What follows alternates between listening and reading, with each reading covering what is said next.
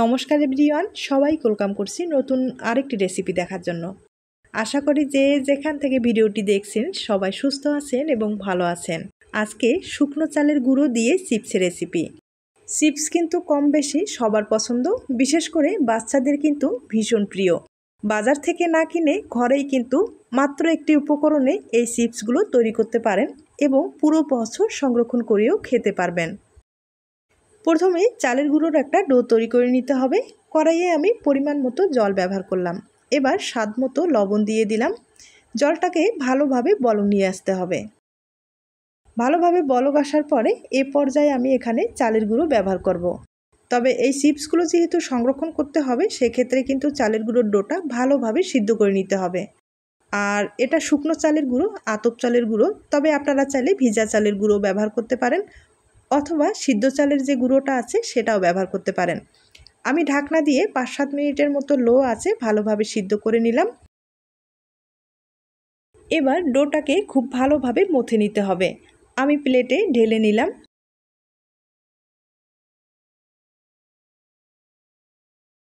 অনেকটাই কিন্তু গরম আছে, তাই হাতে ঠান্ডা জল লাগিয়ে এই ডোটাকে তৈরি করে নিতে হবে। একবারে সফট একটা ডো তৈরি করে নিতে হবে।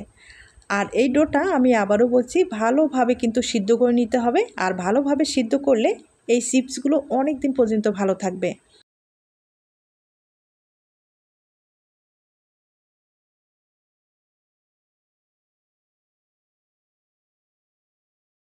ডোটা আমি খুব ভালোভাবে তৈরি করে নিলাম।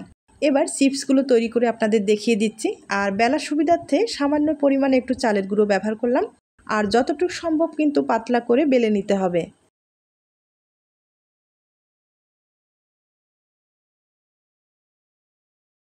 আমি একবারেই পাতলা করে বেলে নিলাম। এবার আমি রুটিটার উপরে কালো জিরা দিয়ে দিব। আর কালো জিরা দিলে চিপসের ফ্লেভারটা কিন্তু খুব ভালো আসবে। তাছাড়া বাচ্চারা শুধু চিপস হিসাবে খাবে তা না, আপনারা চাইলে বিকেলে চায়ের আড্ডায় কিছুটা পরিমাণে ভেজে নিয়ে চায়ের সাথে বেশ ভালো লাগবে খেতে। এবার একটা কুকি কাটার দিয়ে আমি ছোট ছোট করে কেটে নিব। তবে আপনারা চাইলে বোতলের যে মুখাগুলো আছে সেগুলো দিয়েও কিন্তু খুব ভালোভাবে কেটে নিতে পারবেন। আর এই চিপসগুলো ছোট অথবা বড় তৈরি করে নিতে পারবেন, কোনো সমস্যা নেই।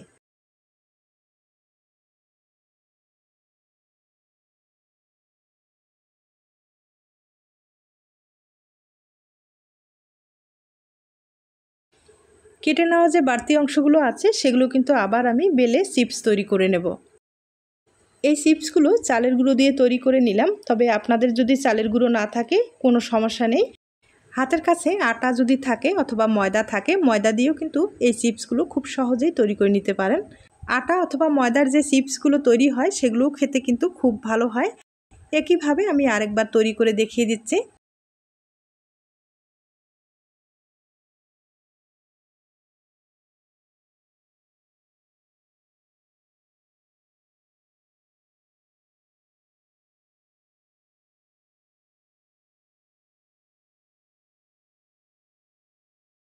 এই চিপসে আমি কালো জিরাটা ব্যবহার করলাম। আর কালো জিরাটা ব্যবহার কারণে খেতে কিন্তু খুব ভালো লাগবে।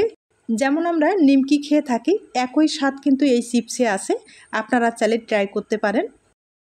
তবে ডোটা যখন তৈরি করবেন অবশ্যই মনে রাখতে হবে ডোটা কিন্তু ভালোভাবে সিদ্ধ করে নিতে হবে। আর ভালোভাবে সিদ্ধ করলে চিপসগুলো কিন্তু অনেক দিন পর্যন্ত ভালো থাকবে।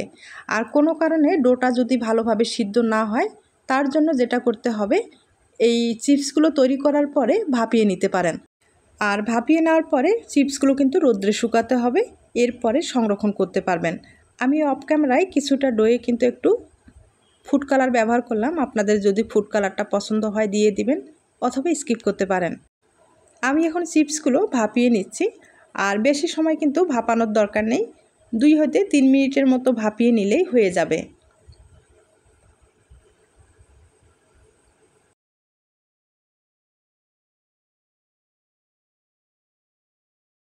আমি কিন্তু চিপসগুলো ভালোভাবে ভাপিয়ে নিলাম। আর দেখতে পাচ্ছেন ভাপিয়ে নেওয়ার পরে কতটা সুন্দর হয়েছে। একইভাবে বাকিগুলো কিন্তু আমি ভাপিয়ে নেব।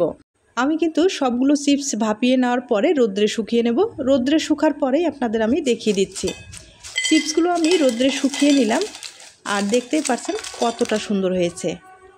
আর এভাবে কিন্তু পুরো বছর সংরক্ষণ করতে পারবেন। আর যখন খেতে ইচ্ছে করবে তখন কিন্তু কিছুটা চিপস নিয়ে তেলে ভাজলেই হয়ে যাবে।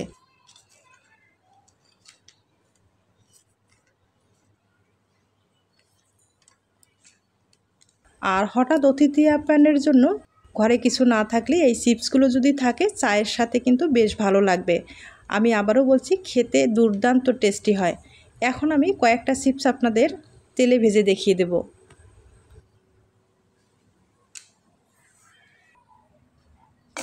চিপসগুলো যখন তেলে ভাজবেন হালকা আছে কিন্তু ভেজে নেওয়ার চেষ্টা করবেন।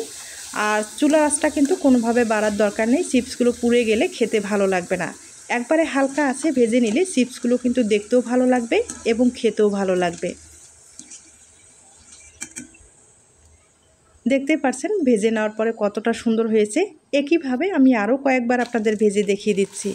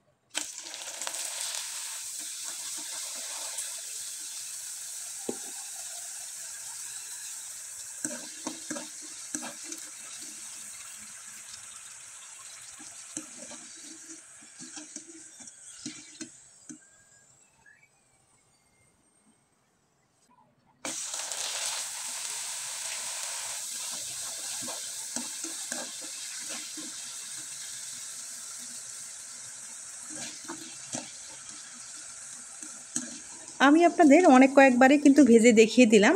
তবে চিপসের এই রেসিপিটি আপনাদের কাছে যদি ভালো লেগে থাকে বা আপনার কোনো উপকারে আসতে পারে তাহলে কিন্তু একটা লাইক দিতে পারেন।